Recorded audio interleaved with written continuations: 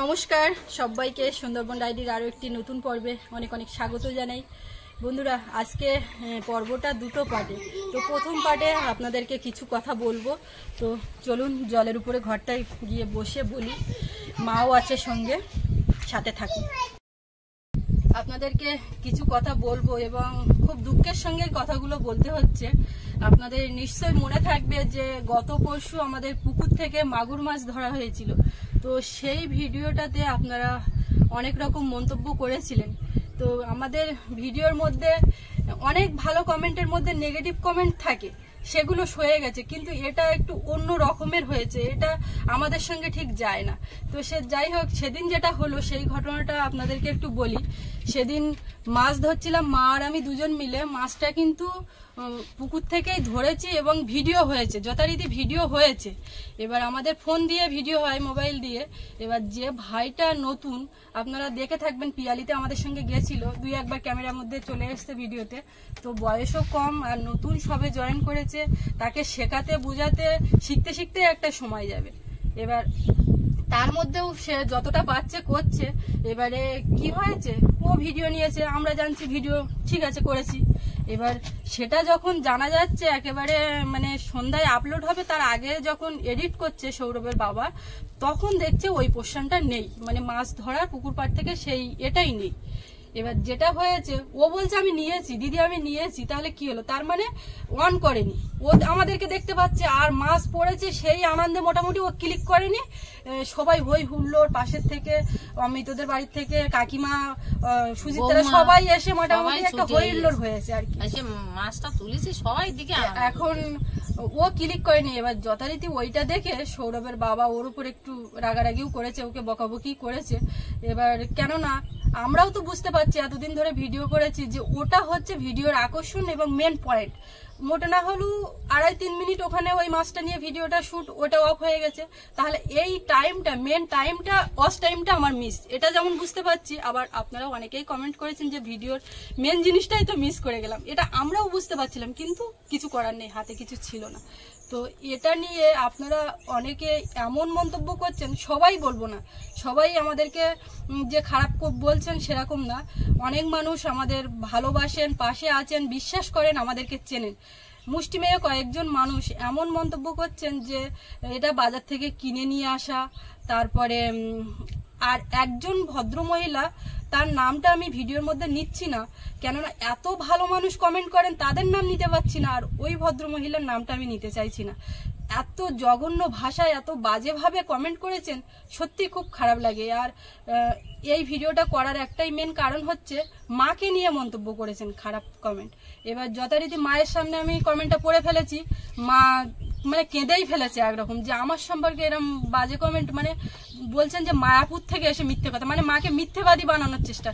যেটা লিখেছেন ওনার সঙ্গে কোনোভাবেই কোনো অ্যাঙ্গেল থেকে যায় না, এটা ওনার জানি না কোন রুচি থেকে উনি লিখেছেন, সেটা তার ব্যাপার। তো সে যাই হোক, এবারে যে ভাইটা ভিডিও করে সেও কিন্তু ওটা আর কি কমেন্টগুলো পড়ছে, এবার ওরও খারাপ লাগছে। আর আমরাও বলছি যে তোমার একটা ভুলের জন্য আমাদের দুটো ভিডিও জুড়ে এই কথাগুলো শুনতে হচ্ছে। ও বারবার বলছে দাদা আমার ভুল হয়ে গেছে, দিদি আমার ভুল হয়ে গেছে, আমার পরের বার হবে না, আমি বুঝতে পারছি তোমাদের লোকে বাজে কথা বলছে, এই ব্যাপারগুলো আর কি ঘটছে। আর আরেকটা কথা বলি, যেটা হচ্ছে কুকিংয়ের চ্যানেলে মাছটাকে আপনারা বললেন যে এটা জ্যান্ত হলে মরে গেল কি করে। তার কারণ হচ্ছে মাছটা তো ধরা হয়েছে, এবার ব্যাগের মধ্যে ঝুলিয়ে মা আমাদের ওই যে সামনে রেলিং আছে ওখানে ঝুলিয়ে রেখে দিয়েছে। এবার টানা রোদ, এবার ওই ভাইটা বলছে বড় মাছ দিদি, দাদা আসুক, দাদা আসুক, দাদা ছবিটা নিয়ে নেবে। তারপরে নাই আমি ছবি নিতে পারছি না। আর মা বলছে এত বড় মাছটা পলাশ আসলে, পাগল আসলে ও দেখে খুশি হবে। এই করতে করতে করতে করতে দেরি করে কাটছি, একটু দেরি হয়ে গেছে। এইবার যখন ব্যাগ থেকে আমরা নিজেরা বের করছি, মাছটা মরে গেল। আর তার আগে একটা পাছাড় মারা হয়েছে, মোটামুটি খুব ছটফট করছিল, এবার সেই আঘাতটা পেয়েছে আর রোদ পেয়ে মোটামুটি মরে গেছে। এই হচ্ছে এর বাস্তব কথা। তো এই মাছটা বাজার থেকে কিনে নিয়ে আসা, অবশ্যই কিনে নিয়ে আসা। সেটা হচ্ছে আপনাদের মনে থাকবে, আমাদের বাড়িতে সুদীপদা এসেছিল, তখন আমরা সাতজেলিয়া বাজারে গেছিলাম, গিয়ে কটা ছোট ছোট মাছ, বেশ 2-2.5 কেজি মতো মাছ, 7-8 পিস মতো হয়েছিল, এখন এনে পুকুরে ছাড়া হয়েছিল। আর একটা তার থেকে বড় নিয়ে রান্না করেছিলাম। সুদীপদার সঙ্গে যে মাস্টারমশাই এসেছিলেন সেদিন, ওই মাছ ভাজা দিয়ে খেয়ে তাড়াহুড়ো করে বাড়ি গেছিলেন, এটাও ভিডিওতে আছে। আর মাছ মাঝে মধ্যে কয়েকটা ধরে পুকুর থেকে ধরে ওই মাগুর মাছের ভিডিও হয়েছে, এটাও তার প্রমাণ। গত বছর ওই মাগুর মাছ খুব বেশি বড় হওয়ার সময় দিইনি, কয়েকটা ধরে ধরে খাওয়া হয়েছে। এবার পুকুরে জল ছেঁচা হচ্ছে না, মাছ তো থেকে যাবেই। আর এই মাছ কি ছেঁকে তোলা যায়? এবার ওই মাছটা যে আছে, আমরাও বাড়িতে আলোচনা করি, সৌরভও নামতে ভয় পায়, মা ভয় দেখায় যে বড় এই হাইব্রিড মাগুর আছে, এই আছে। আর কয়েকদিন আগে মা বাড়ি ছিল না পিয়ালিতে, সৌরভের বাবা আর আমি নেমেছিলাম আর কি, তখনও কিন্তু বলছিলাম যে বড় হাইব্রিড মাগুরটা ধরতে হবে, বড় হাইব্রিড। ভিডিও দেখলে বুঝতে পারবেন, সেটা এখনো আছে। তো এত কিছুর পরেও আপনাদের থেকে এই কমেন্টগুলো পাবো সত্যি মানে আশা করিনি। আর তাছাড়া এই যে কমেন্টগুলো লিখেছেন এগুলো আমাদের সঙ্গে কোনোভাবেই যায় না। এরকম মিথ্যাচার করে যদি ভিডিও করতাম তাহলে এই 3-4 বছর ধরে ইউটিউব প্ল্যাটফর্মে টিকে থাকতে পারতাম না। এখানে ওই মানে কি বলবো, সাজানো কোনো ঘটনা বা উল্টো পাল্টা কিছু দিয়ে এখানে টিকে থাকা যায় না। আপনারা লক্ষ্য করলে দেখতে পাবেন আমাদের থাম্বনেল যেটা থাকে তার সঙ্গে ভিডিওর যদি কোনো রিলেশন না থাকে সেটা কখনোই থাম্বনেলে আসে না। অনেকে করে, সেটা তাদের ব্যাপার, বড় বাঘের ছবি, বড় কিছু, বড় মাছ দিয়ে ভিডিও গিয়ে সেটা দেখা যায় না। তো এগুলো তো আমাদের কখনোই করা হয় না। আর আরও একটা কথা, আমরা যখন মাছ ধরতে নামি তখন মাছ কোনো দিন পাই না, সেটাও আপনারা অনেকে লিখেছেন, তার জন্য সত্যিই খুব খুশি যে অনেক সময় মাছ পাই না। এমনও ঘটনা ঘটে, আমরা তালের কোনো রেসিপি করতে যাচ্ছি, তালটা পোকা বেরিয়েছে, কি করব, যেটা হয়েছে রিয়েল আপনাদের সামনে। আর আমাদের কুকিং চ্যানেলে কখনোই কাউকে শেখাবো আমাদের রান্না করেই আপনাকে খেতে হবে, করে দেখুন, এরকম কিন্তু কোনো জোর দিয়ে কাউকে বলা হয় না। আমরা যেটা খাই, যেটা করি, যেটা রান্না করি সেইগুলোই আপনাদের সামনে তুলে ধরি। যদি আপনাদের ভালো লাগে করে খাবেন, খেয়ে দেখতে পারেন। বা এটা হচ্ছে আমাদের সুন্দরবনের খাদ্য সংস্কৃতি, আমাদের ভিডিওর মাধ্যমে তুলে ধরার চেষ্টা করি। এবার যেটা হয়, কোনোদিন ভিডিও করব তার আগে সাজিয়ে গুছিয়ে যে এই রান্নাটা আমি করব, এই মেটেরিয়াল সব নিয়ে সাজিয়ে বসা, এটা কিন্তু কোনোদিনই হয় না। বাড়ির থেকে ওখান থেকে চলে আসি বা এর আগেও আজ কি রান্না করব ঠিক নেই, মাছ ধরবো, গিয়ে হলো তো হলো, বাবা মাছ কিনে নিয়ে আসলো, না হলো ডিম করব, মানে কোনো রকম বাঁধা ধরার মধ্যে ভিডিও করা হয় না, যা হবে যা হচ্ছে তাই। তো ন্যাচারাল ভাবে আমরা যেমন যেটা খাচ্ছি, যেটা করছি, সেটাই আপনাদের সামনে তুলে ধরছি। তো এই মাছ ধরাটা নিয়ে এরকম মন্তব্য করলেন, আপনারা বিশ্বাসই করতে পারলেন না যে এইরকম আমরা হতে পারি। একটা বাচ্চা ছেলে, ও কি করবে, একটু ভুল হয়ে গেছে, ও তো কেঁদে ফেলেছে, পলাশ এত জোরে বকেছে যে ও কেঁদে ফেলেছে। আমি তো বলছিলাম যে তুই একটুখানি ভালো করে শিখে নে দাদার কাছ থেকে সবকিছু, কিন্তু ও তো বাচ্চা ছেলে, যা করে করছে, শিখছে, হয়ে যাবে, এরকম করতে করতে হয়ে যাবে। কিন্তু এর মধ্যে এই চ্যানেলের মধ্যে যতগুলো আমাদের দর্শক আছে সবাই তো আমাদের সমানভাবে দেখে না, যার জন্য এইগুলোই হয়।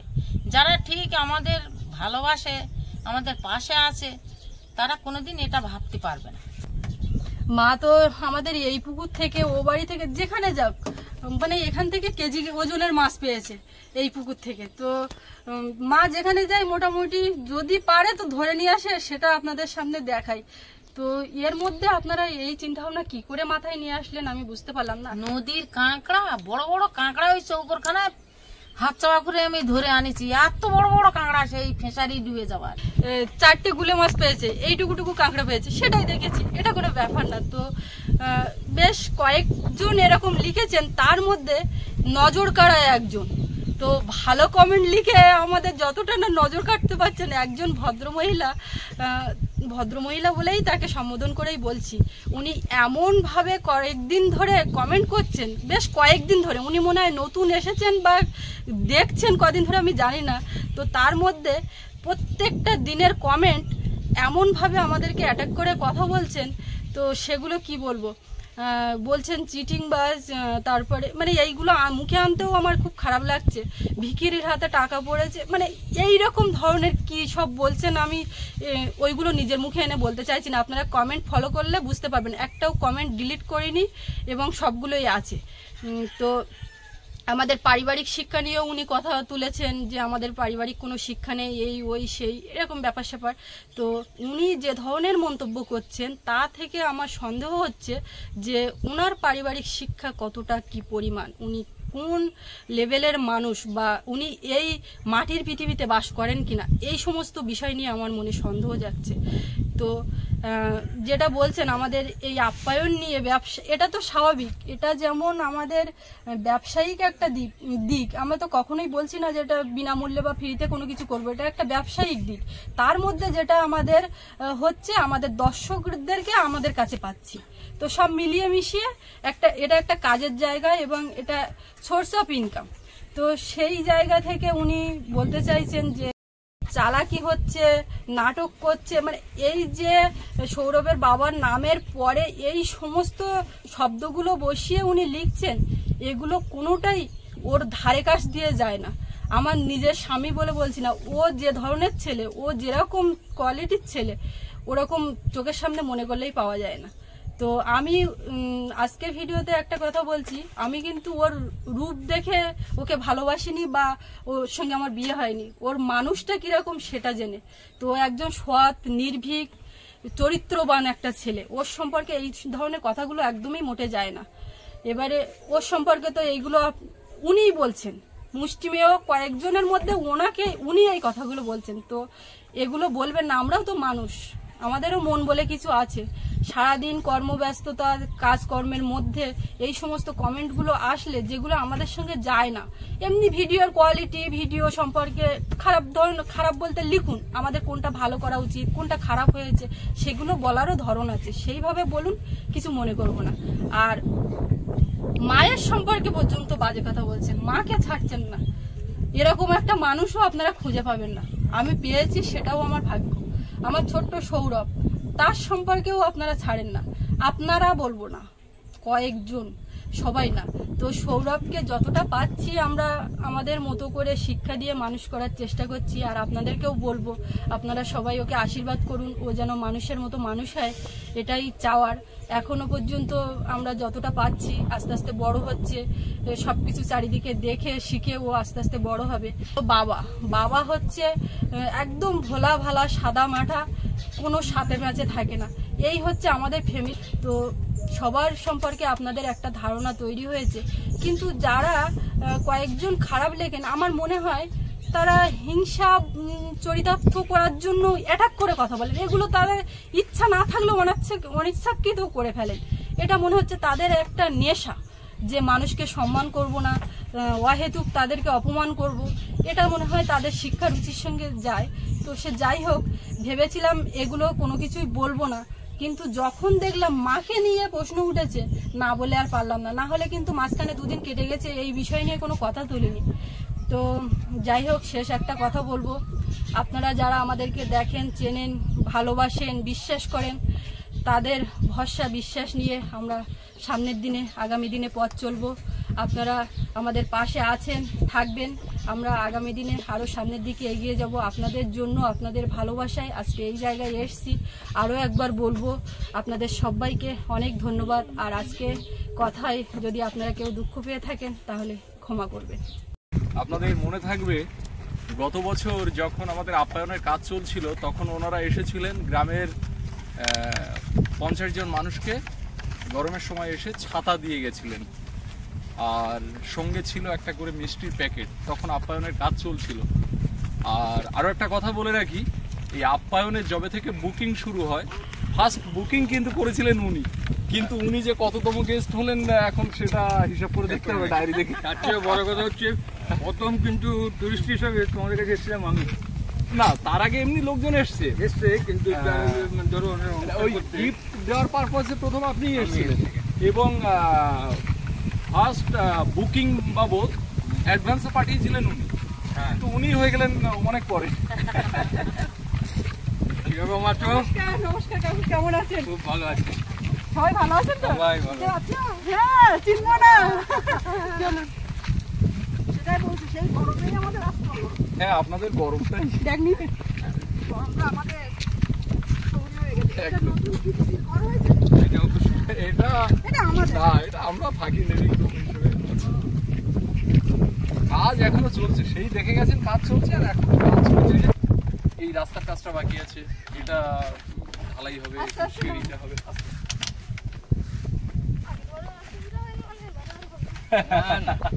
আর এটা আমাদের ঘরবাড়ি হয়ে গেছে। হ্যাঁ,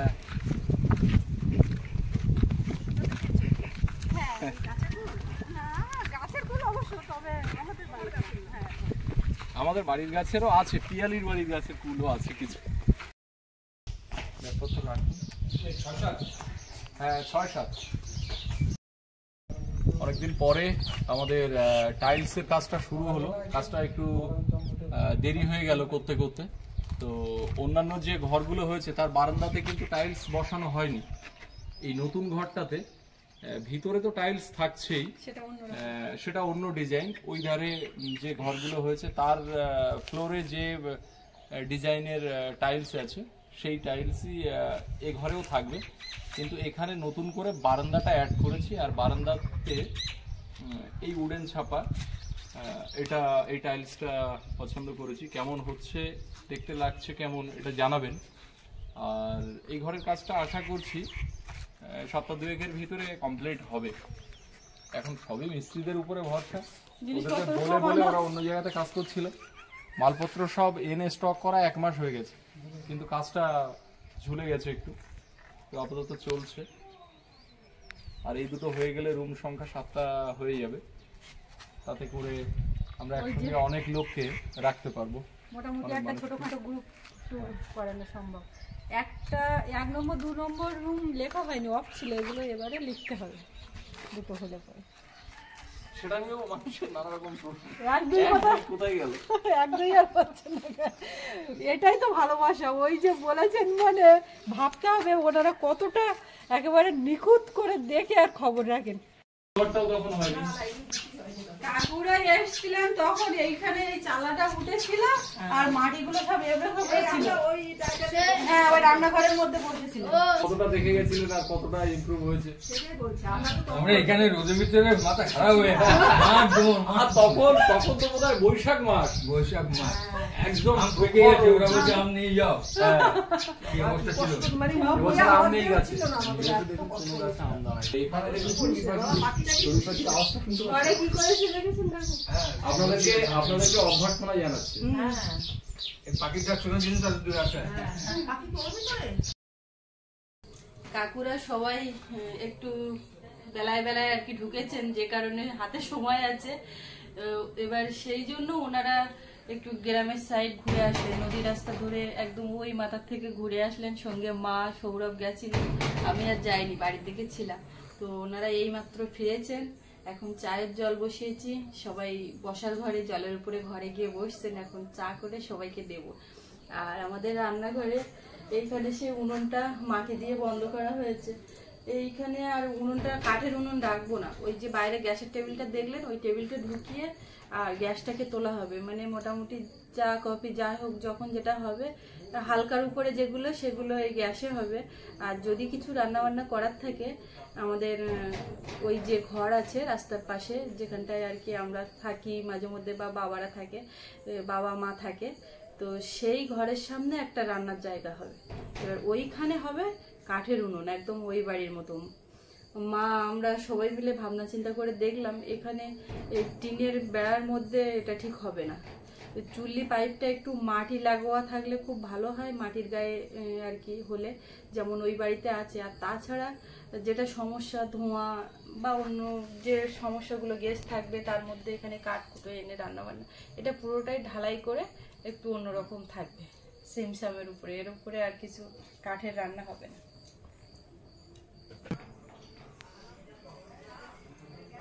হালকা করে একটু আদা দিয়ে চা হবে। চাটা হয়ে গেছে, ঢেলে নিয়ে যাচ্ছি।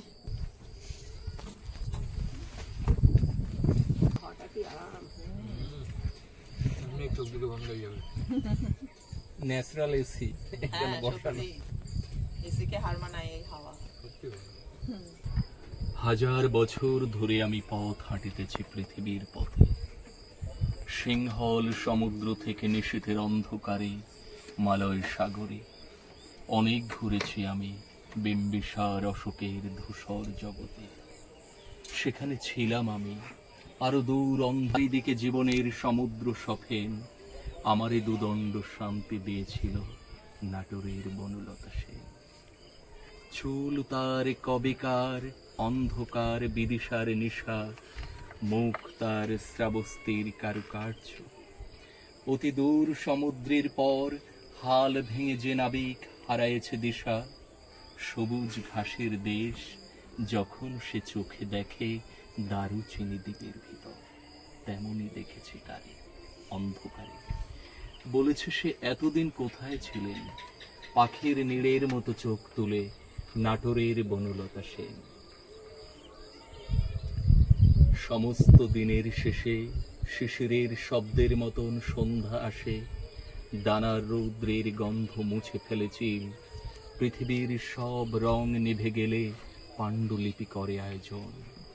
তখন গল্পের তরে জোনাকের রঙে ঝিলমিল, সব পাখি ঘরে আসে, সব নদী ফুরায় এ জীবনের সব লেনদেন। থাকে শুধু অন্ধকার মুখোমুখি বসিবার।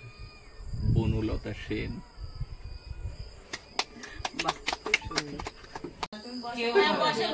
খেলে জল খাওয়া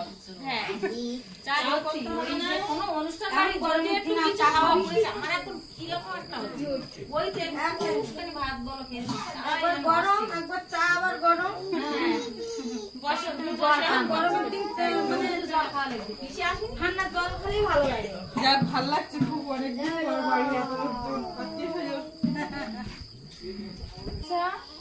এটা আমার বাচ্চা, আর ওই শেষদির ছেলে ওই, আর এই ছোট ছেলে আর এই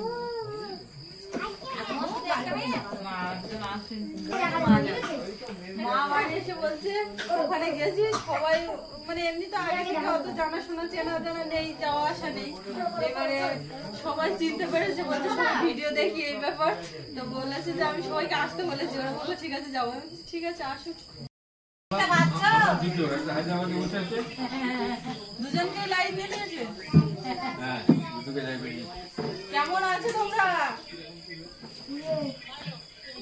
উপরের জন্য এসেছিল এখানে। হ্যাঁ উপরের জন্য এসেছিল, আমি তো মুখ দেখে বুঝতে পারছি।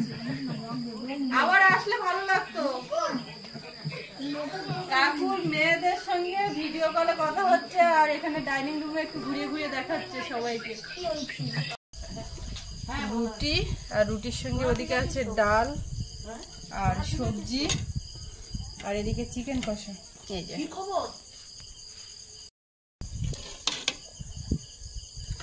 আজকে রাত্রিবেলায় কিন্তু খাসির মাংস ব্যবস্থা ছিল, তো ওনারা কেউই খাবেন না, সেই কারণে আবার চিকেন হলো, না হলে এমনি খাসির ব্যবস্থাই হয়েছে। দেখি পারি দেখি আপনারা খাওয়া করুন, না হলে আমি কি করে ভিডিও করব। মেয়ে জামাইদের ছবি পাঠাতে হবে। সিনেমাটোগ্রাফিতে ঠেলে দাও। এটা কাকু হচ্ছে আপ্যায়নের প্রথম গেস্ট, কিন্তু অনেক পরে আপ্যায়নের আতিথেয়তা গ্রহণ করেছেন। এটা বলার মতো কথা। ডিফার্ট।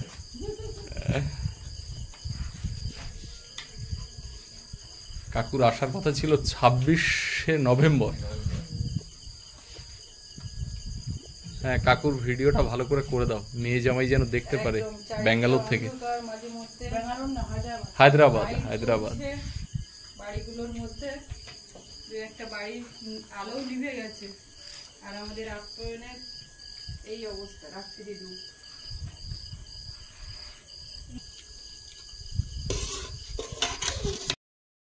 আপনাদের কারোরই বোধহয় রাত্রে ভাত চলে না। ভাত খান? তাহলে বললেন না, সবাই তো রুটি বললেন। চিকেন দিয়ে ভাত খাবো না বলে। আচ্ছা, মাটনও খাবেন না? আমাদের জীবনটা এমনই, মানুষের যখন বয়সটা থাকে খাওয়ার, তখন খাবার পায় না সে, আর যখন সে প্রতিষ্ঠিত হয় খাওয়ার মতো সামর্থ্য তার থাকে, তখন ডাক্তার খেতে বারণ করে। এই হচ্ছে দুর্ভাগ্য। এবার তখন আমরা তাড়াতাড়ি করে ওঠে, আমাদের লাগেজ ছিল নিচে, এবার ওপরে যে কাটা ছিল সে কাটা নিয়ে নিয়েছি, নিয়ে তারপরে নিচের লাগেজ খুঁজতে গিয়ে এবার মিষ্টির প্যাকেট বোটেই থেকে গেছে।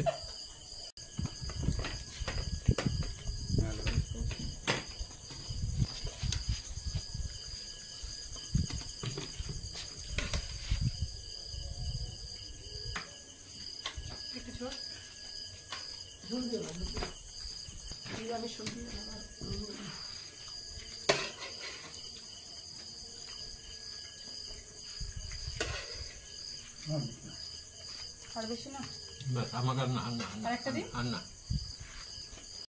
কথা বলেন এক পিস চিকেনের রুটি খাওয়ার জন্য ভাত খেলেন না? চিকেনও তো খাই না, হ্যাঁ? চিকেনও খাই না, মাছটা চিকেন মাটন সবই ত্যাগ করছেন আস্তে আস্তে। আস্তে আস্তে হ্যাঁ এই এক পিস করতে করতে আস্তে আস্তে কমে আসলে তারপরে ঠিক আছে। বাড়িতে কিছু হয়ে গেলে আমার দেখার কেউ নেই, ওই জন্য খাই না। সত্যি কাকুর লাইফটা কিন্তু খুব মানে